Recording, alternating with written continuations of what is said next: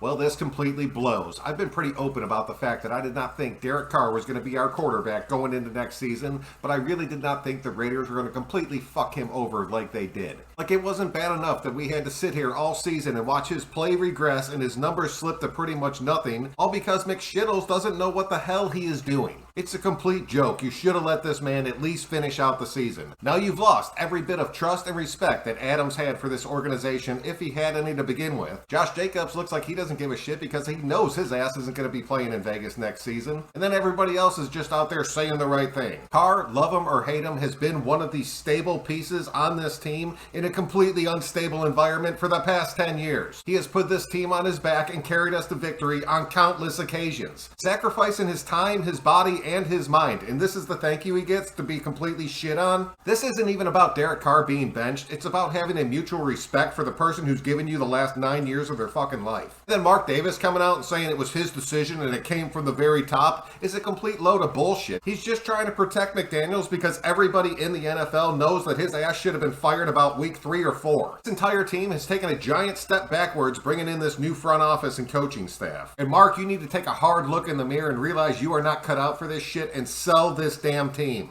But there's another part of me that's extremely happy about this move happening, because it's going to set Derek Carr free of this dysfunctional shit show that we call the Las Vegas Raiders. And this man deserves so much better. You know what you should do, DC? Take Devontae and go to New Orleans. You're guaranteed a playoff spot in your first 3 years there, and you'll actually have some stability in a front office that gives a shit about its players. Not to mention you'll have a badass defense and one of the best running backs in the NFL. You owe this organization absolutely nothing. You have given them your all, and they have given you jack shit in return. Your ass needs to go to another team, win a Super Bowl, and then in your press conference after the game, tell the Raiders to completely fuck off. And I pray you are able to do that next season. And the shittiest part about this whole thing is they benched him to make sure he wouldn't get hurt so they wouldn't have to pay him money going into next season. That is some of the most cutthroat bullshit I've ever heard of in my life. Especially since this man has been hurt countless times for you. Mark Davis, you are a complete bitch. There is no other way to say it. And McDaniels, if you had any kind of brain, which I'm completely convinced you do not, you would sit Stidham's ass right down on the bench because he's nothing but a steaming pile of trash,